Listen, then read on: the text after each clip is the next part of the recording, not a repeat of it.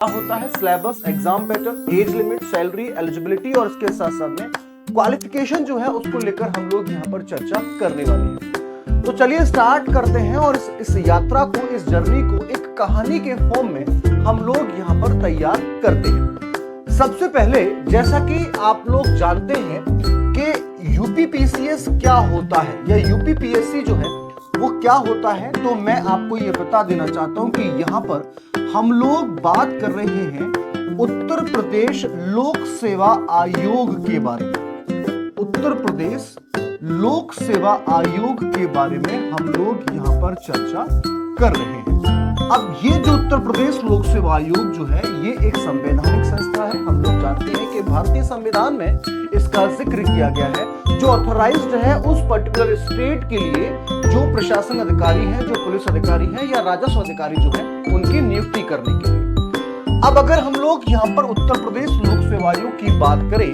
तो इसके अंतर्गत जो राज्य प्रशासनिक सेवा है, राज्य पुलिस सेवा है, राजकीय राजस्व सेवा है और अन्य सेवाओं को इसमें शामिल किया जाता है।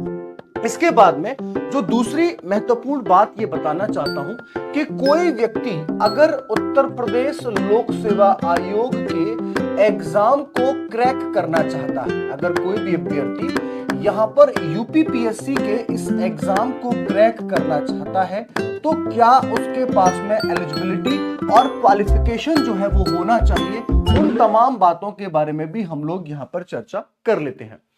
इसके लिए एक छोटा सा एग्जाम्पल मैं आपको देता हूं। मान लीजिए कि कोई व्यक्ति है जिसका नाम अजय है।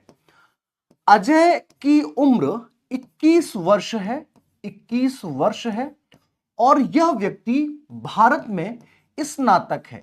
स्नातक का मतलब कि यह व्यक्ति जो है वो ग्रेजुएट हो चुका है। यह व्यक्ति जो है वो ग्रेजुएट हो चुका है। ठीक है, ध्यान रखेंगे। अब ये जो ग्रेजुएशन है ये इसका बीए हो सकता है या बीकॉम हो सकता है, बीएससी हो सकता है, बीटेक हो सकता है। मतलब एक ऑथराइज्ड संस्था के द्वारा इनको स्नातक की उपाधि जो है वो प्रदान की जानी चाहिए और भले ही वो उपाधि जो हो वो 33% की हो, कोई दिक्कत नहीं है, तब भी अजय जो है वो इस एग्जाम को दे सकता है। दूसरी इंपॉर्टेंट बात कि क्या केवल स्नातक ही दे सकते हैं? ध्यान रखेंगे, अगर आप अंतिम वर्ष में हैं, अगर आप अंतिम वर्ष में है तो भी, यानी कि आप जो स्नातक कर रहे हैं उसके अंतिम वर्ष में है, यानी कि आपका लास्ट सेमेस्टर चल रहा है, तब भी आप इस एग्जाम को देने के लिए एलिजिबल हैं। कब तक आप दे सकते हैं? तो ध्यान रखेंगे कि 21 वर्ष जो है वो न्यूनतम आयु है और 40 वर्ष जो है वो आपकी अधिकतम आयु है। और इसके बाद जो बोल सकते हैं ओबीसी, एससी और एसटी, उसमें नियमानुसार जो रिजर्वेशन है, स्पेशली जो एज के लिए जो बेनिफिट दिया जाता है वो यहां पर दिया जा रहा है। मैं आपके साथ में बात कर रहा हूं एक सामान्य वर्ग के या अनारक्षित वर्ग के अभ्यर्थी के लिए। ठीक है, तो स्नातक होना चाहिए आपके पास में या फिर अंतिम वर्ष में है तो भी आप दे सकते हैं। 21 वर्ष और इसके साथ साथ में 40 वर्ष की आयु जो है वो आपकी अधिकतम यहां पर हो सकती है। बहुत बढ़िया, यानी कि अजय जो है वो इस एग्जाम को देने के लिए अब तैयार है। चलिए मान लिया कि वो इस एग्जाम को देने के लिए तैयार है। अब आते हैं कि ये जो उत्तर प्रदेश लोक सेवा आयोग की परीक्षा है, ये जो उत्तर प्रदेश लोक सेवा आयोग की परीक्षा जो है ये कितने चरणों में होती है, ये बहुत महत्वपूर्ण जानकारी है। तो बच्चों ध्यान रखना, ये जो उत्तर प्रदेश लोक सेवा आयोग की परीक्षा, हम स्पेशली जो प्रशासनिक जो परीक्षा होती है उसकी बात कर रहे हैं और ये जो परीक्षा है ये आपकी 3 चरणों में होती है। यानी कि इसका पहला जो चरण होता है उसको हम लोग बोलते हैं प्री और हिंदी में उसको कहा जाता है प्रारंभिकी। उसके बाद दूसरी जो चरण होता है, दूसरा जो फेज होता है उसको हम लोग बोलते हैं यहां पर मुख्य परीक्षा या फिर उसको हम लोग मेंस के नाम से भी जानते हैं। और तीसरा जो चरण होता है उसको हम लोग बोलते हैं यहां पर साक्षात्कार। साक्षात्कार जो है वो यहां पर, जिसको इंग्लिश में हम लोग कहते हैं इंटरव्यू। ठीक है, किसको कहते हैं? इंटरव्यू या वाइवा जो है उसको यहां पर कहा जाता है। अब इस एग्जाम की मैं आपके साथ में यहां पर चर्चा करूं तो ध्यान रखेंगे बच्चों कि जो आपकी प्रारंभिकी परीक्षा है इसमें आपके साथ 2 पेपर जो है वो पूछे जाएंगे। यानी कि यहां पर आपके पास पेपर 1 रहेगा और दूसरा जो है वो रहेगा यहां पर पेपर 2। क्या पूछा जाता है, इसके बारे में भी अभी हम लोग चर्चा करेंगे। पहले इन प्रश्नों की बात हम लोग कर लेते हैं। बच्चों ध्यान रखेंगे कि जो आपका पेपर 1 है, पेपर 1 जिसको हम लोग जीएस या फिर उसको सामान्य अध्ययन के नाम से हम लोग जानते हैं, जिसको हम लोग सामान्य अध्ययन के नाम से जानते हैं, और इसमें टोटल आपसे 150 क्वेश्चन यानी कि 150 प्रश्न जो हैं वो आपसे पूछे जाएंगे।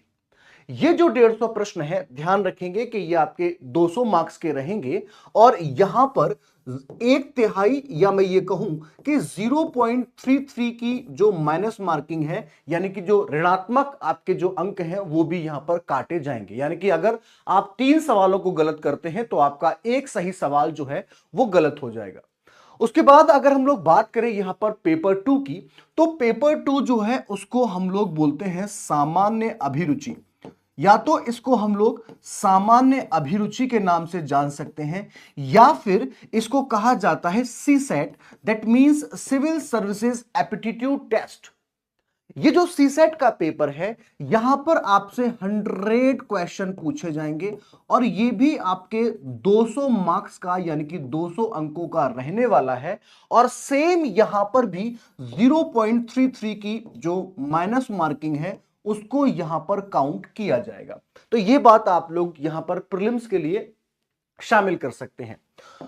अगर आप प्रीलिम्स क्वालिफाइड करते हैं तो बात आती है यहां पर मुख्य परीक्षा की। ध्यान रखेंगे कि आपकी जो उत्तर प्रदेश लोक सेवा आयोग की परीक्षा है, इसमें अब वैकल्पिक विषयों को हटा दिया गया है, यानी कि अब आपको किसी भी वैकल्पिक विषय की तैयारी नहीं करनी है। तो फिर यहां पर पूछा क्या जाएगा? तो बच्चों ध्यान रखेंगे, जब भी हम लोग यहां पर बात करते हैं मेंस एग्जामिनेशन की, तो जो पहला पेपर रहेगा आपका वो रहेगा यहां पर हिंदी का।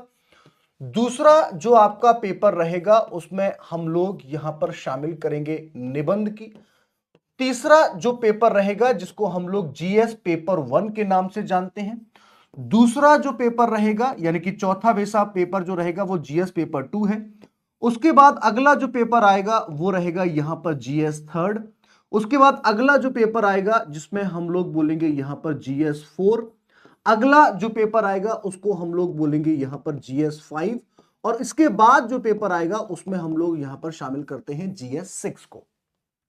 यहां पर महत्वपूर्ण बात आप लोगों को ध्यान रखनी है कि ये जो सामान्य हिंदी है और जो निबंध है, इसके जो मार्क्स रहेंगे वो 150 रहेंगे, यानी कि 150 अंक के आपसे सवाल जो है वो यहां पर पूछा जाएगा।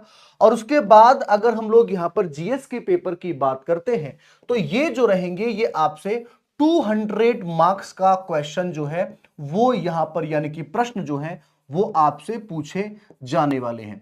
अब आपके दिमाग में एक सवाल आ सकता है, एक क्वेश्चन आ सकता है कि सर जो वैकल्पिक विषय जो है उसको हटा दिया गया है, तो उसके स्थान पर किसी अन्य चीज को शामिल किया गया है या नहीं, या फिर हमको सिर्फ जीएस का पेपर ही यहां पर पढ़ना है।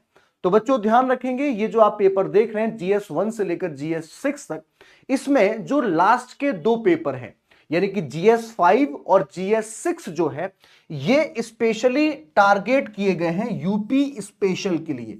यानी कि यहां पर पेपर 5 और पेपर 6 में आपसे जो सवाल पूछे जाएंगे वो उत्तर प्रदेश विशेष होंगे, यानी कि यूपी स्पेशल आपसे प्रश्न जो है, क्वेश्चन जो है वो पूछे जाएंगे। तो ये भी बहुत इंपॉर्टेंट भूमिका या रोल जो है वो आपके सिलेक्शन में प्ले करने वाला है। इन सारी चीजों को अगर हम लोग आगे चलें, यानी कि अगर आप मेंस एग्जामिनेशन को क्वालिफाइड करते हैं तो उसके बाद आपका होगा साक्षात्कार, और आपका साक्षात्कार जो है वो रहने वाला है कुल 100 मार्क्स का, यानी कि कुल 100 अंक का आपका साक्षात्कार जो है वो यहां पर होने वाला है। यानी कि अगर इन मार्क्स को काउंट करें हम लोग तो 2, 4, 6, 8, 10, ठीक है, और उसके बाद में यहां पर 12, और 12 के बाद में हम लोग बात करते हैं 300 नंबर की, तो 1500 नंबर का आपका मेंस का एग्जामिनेशन है, और उसके बाद 100 नंबर में आपको यहां पर जो साक्षात्कार जो है उसमें से अंक प्राप्त होंगे। तो ये पूरे हमने अंक की जो एक तालिका है उसको हमने यहां पर कंप्लीट कर लिया है। अब अगला जो अभ्यर्थी के मन में सवाल आ सकता है वो ये कि चलिए सर आपने बता दिया कि जीएस 1 होगा, जीएस 2 होगा, 3, 4, 5, 6 होगा, निबंध भी होगा, हिंदी भी होगा, ये मेंस की बात कर ली है। प्रीलिम्स की बात कर लें तो पेपर 1 है, पेपर 2 है जिसमें जीएस और सीसेट हमसे पूछा जा रहा है, और साक्षात्कार की बात कर ली तो 100 नंबर का वहां पर अंक हमसे साक्षात्कार के रहेंगे। लेकिन उसके बाद अगली जो कहानी स्टार्ट होती है वो स्टार्ट होती है आपकी सिलेबस, यानी कि अब जो बात है वो है यहां पर पाठ्यक्रम की, यानी कि एग्जाम में आपसे क्या पूछा जाएगा ये बहुत इंपॉर्टेंट हो जाता है।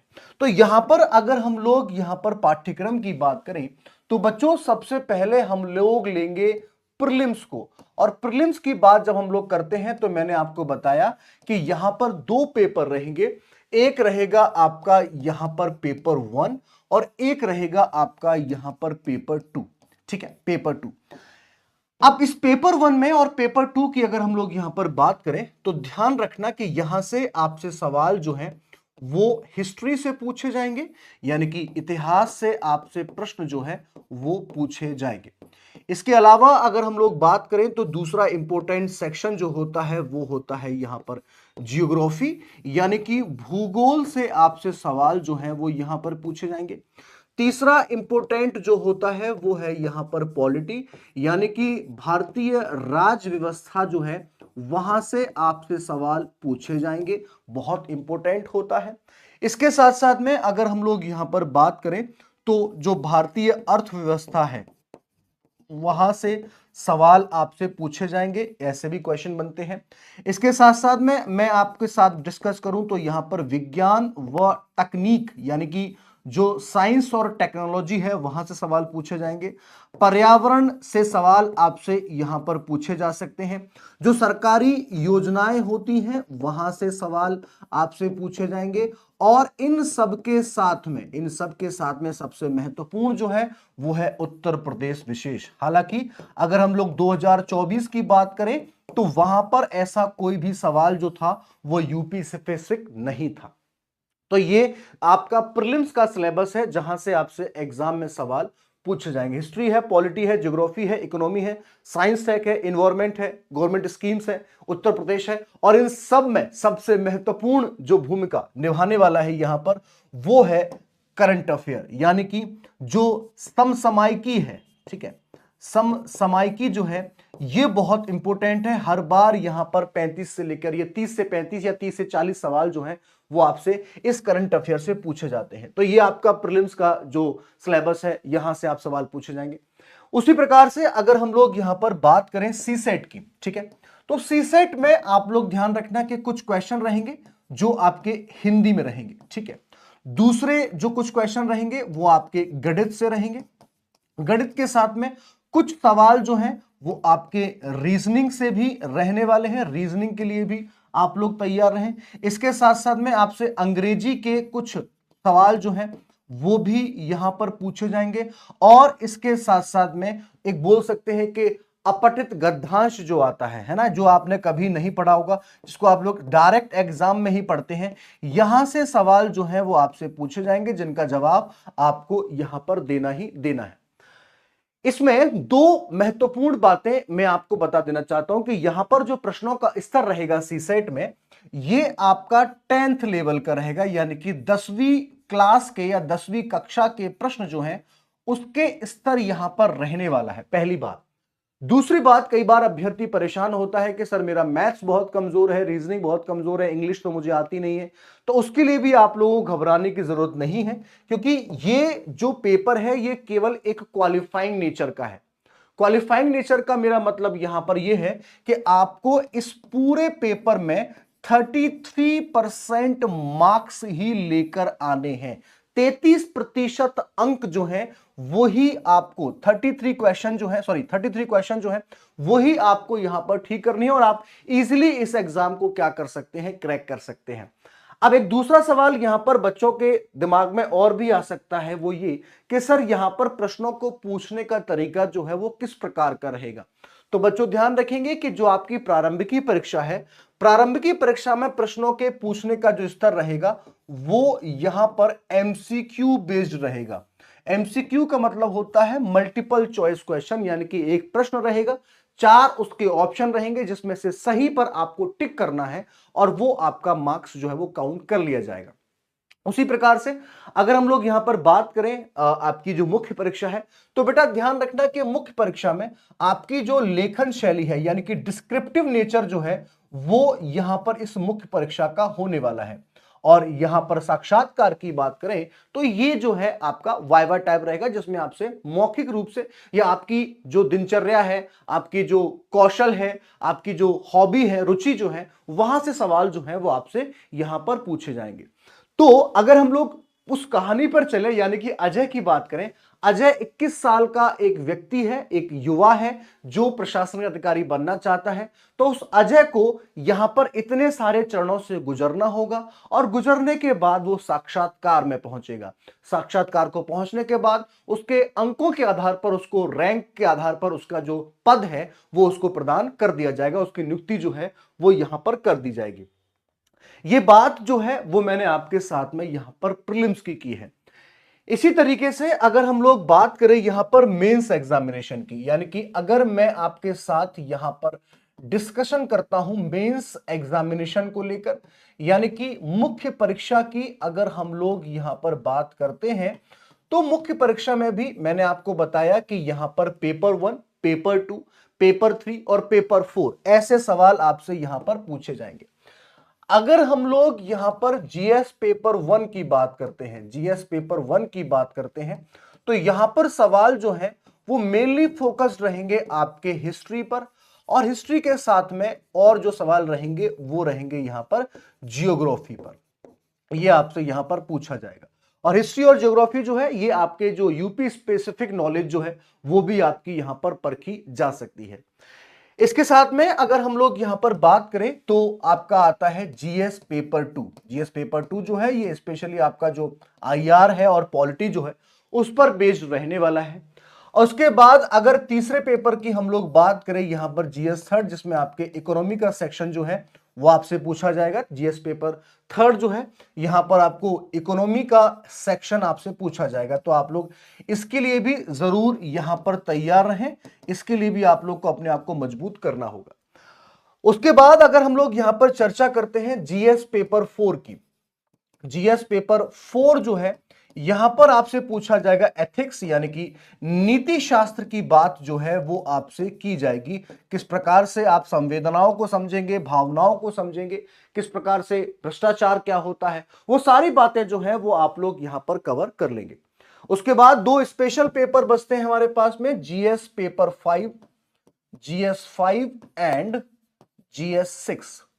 तो जीएस 5 और जीएस 6 जो है यहां पर मेनली आपके पास जो यूपी स्पेशल नॉलेज है, ठीक है, यूपी स्पेशल नॉलेज है, यानी कि उत्तर प्रदेश विशेषतः स्पेसिफिक जो आपसे नॉलेज है वो आपसे यहां पर पूछा जाएगा। ये बात भी आप लोगों को यहां पर ध्यान रखनी होगी। तो ये जीएस का पेपर का सेक्शन जो है उसको हम लोगों ने यहां पर कवर कर लिया है। तो यहां पर जो महत्वपूर्ण सवाल थे उन सबको हम लोग अच्छे तरीके से डिस्कस कर चुके हैं। एलिजिबिलिटी क्या होनी चाहिए, क्वालिफिकेशन क्या होनी चाहिए, सिलेबस क्या रहने वाला है, एग्जाम पैटर्न क्या रहने वाला है, मार्क्स कितने रहने वाले हैं, कौन दे सकता है कौन नहीं दे सकता, क्या होता है ये, वो तमाम जानकारी जो है वो हम लोगों ने इस सत्र में, इस सेशन में यहां पर शामिल कर ली है। आई होप कि ये सेशन आपके लिए बहुत ज्यादा बेनिफिशियल रहेगा और इसी के अकॉर्डिंग आप लोग अपनी तैयारी जो है वो यहां पर कर पाएंगे। एक महत्वपूर्ण बात मैं आपको बताना चाहता हूं, अगर आप चाहते हैं कि इस एग्जाम को क्रैक करने के लिए स्पेशल जो बुक लिस्ट है उसका भी एक सेशन लाया जाए, या एक स्ट्रेटेजी जो है उसका भी एक सेशन लाया जाए, करंट अफेयर को कैसे तैयार किया जाए या बाकी सारे सब्जेक्ट जो है उनको कैसे तैयार किया जाए, तो इसकी प्रतिक्रिया जो है वो आप अपने कॉमेंट सेक्शन में, हमारा जो कॉमेंट सेक्शन है वहां पर दे सकते हैं। और उसके अनुसार जितनी ज्यादा आपकी प्रतिक्रिया रहेगी उतना ही जल्दी मैं आपके लिए यहां पर जो सेशन है यानी कि सत्र जो है वो लेकर आऊंगा। तो चलिए इसी बात के साथ में मैं इस सत्र को, इस सेशन को करता हूं यहीं पर समाप्त। बाकी सारी बातें करूंगा आपसे अगले सेशन में। तब तक अपना ख्याल रखिए, पढ़ते रहिए, बढ़ते रहिए और अपने सपनों को पूरा करने के लिए लड़ते रहिए। Thank you so much guys for 11 support, keep learning with me and stay tuned with us. Thanks for watching UPPSC वाला। भारत माता की जय।